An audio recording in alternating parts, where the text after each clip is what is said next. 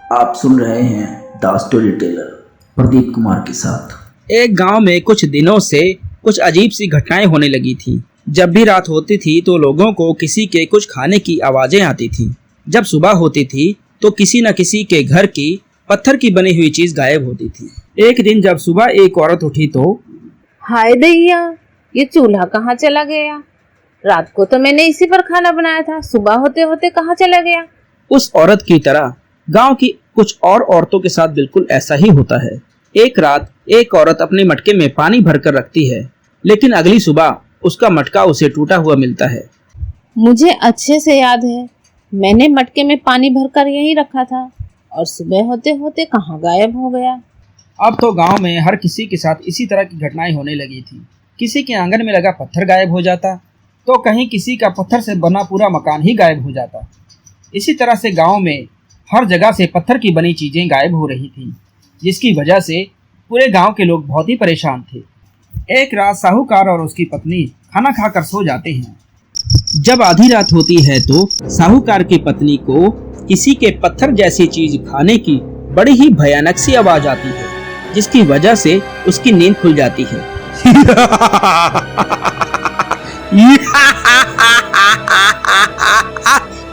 इतनी रात गए पत्थर कौन खा रहा है? कितनी भयानक आवाजें आ रही हैं। मुझे तो डर लग रहा है। मुझे लगता है इन्हें जगाना चाहिए।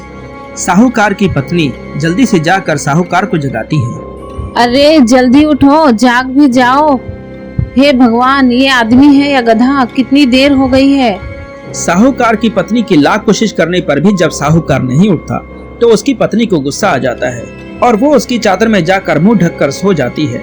और जब सुबह साहूकार की आंख खुलती है तो वो अपना सिर पकड़कर चिल्लाने लग जाता है। ओ भगवान, जल्दी उठ जा, अरे जल्दी उठ जा भाई। क्या हुआ जी? आप इतनी बुरी तरह रो क्यों रहे हैं? अरे भगवान, जरा अपना सिर ऊपर करके देख। हे भगवान, ये हमारी छत कहाँ चली गई? ये रातों रात क्या हो गया? साहूकार और उसकी पत्नी छत की तरफ मुंह करके बुरी तरह से रो रहे थे। उनका शोर सुनकर गांव वाले भी इकट्ठा हो जाते हैं। वो सब उनकी छत ना पाकर बड़े हैरान होते हैं। साहूकार के साथ हुए हादसे को देखते हुए गांव वालों ने ये फैसला किया कि रोज रात को कोई ना कोई पहरा जरूर देगा। जब भी रात होती तो कोई ना कोई गांववासी रोज रात को पहरा देता था। इसी तरह एक रात गांववासी कलुआ पहरा दे रहा था। तभी उसको पत्थर खाने की कुछ अजीब सी आवाज आने लगती है। लगता है पत्थर खाने वाला भूत आ गया। इससे पहले कि वो मुझे देखे, जल्दी से कहीं छुप जाना चाहिए। तभी कलुआ देखता है कि भूत उसके ही घर का चबूतरा खा रहा था। अरे बाबा बाबा भूत, ये तो मेरे ही घर का चबूतरा खा रहा है। अब इसको मेरे घर का चबूतरा खाने से कैसे हटाऊं? सारे पत्थर खा जाऊंगा। एक भी पत्थर नहीं छोड़ूंगा।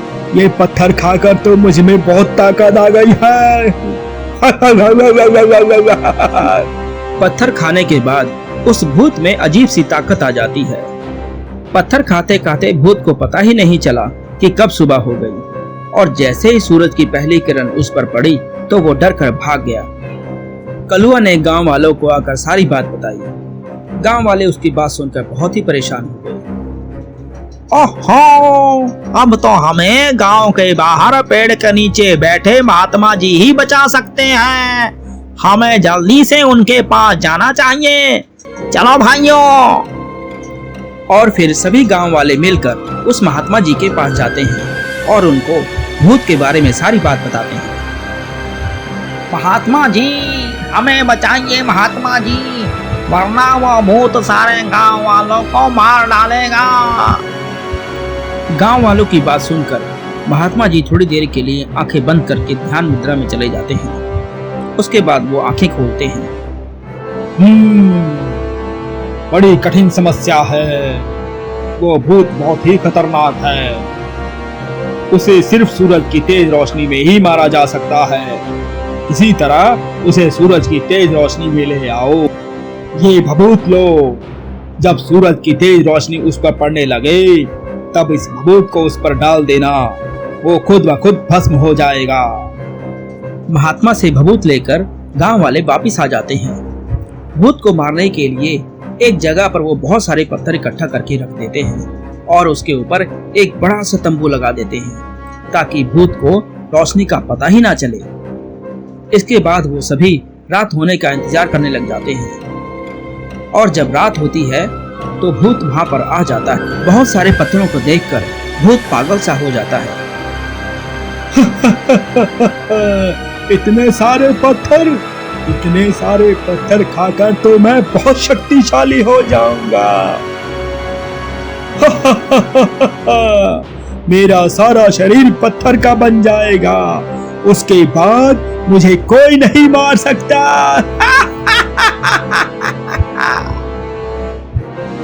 इतने सारे पत्थर देखकर भूत जल्दी जल्दी से पत्थर खाने लगता है। गांववासी भी भूत से नजर बचाकर वहां और पत्थर रख देते हैं ताकि भूत सुबह तक पत्थर ही खाता रहे। पत्थर खाते खाते भूत को सुबह हो गई थी और सूरज भी निकल आया था।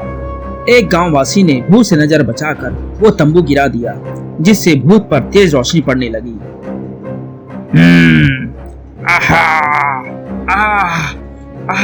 ये मुझे क्या हो रहा है? इतनी तेज रोशनी कहां से आ रही है? बचाओ बचाओ! धोखा किया तुम लोगों ने मेरे साथ। मैं तुम लोगों को नहीं छोड़ूंगा, मार डालूंगा तुम्हें।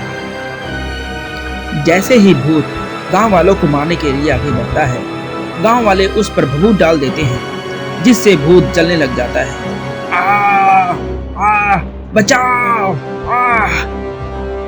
थोड़ी ही देर में भूत राख का ढेर बन जाता है और गांव वालों को पत्थर खाने वाले भूत से मुक्ति मिल जाती है। आप सुन रहे थे the story teller Pradeep Kumar के साथ।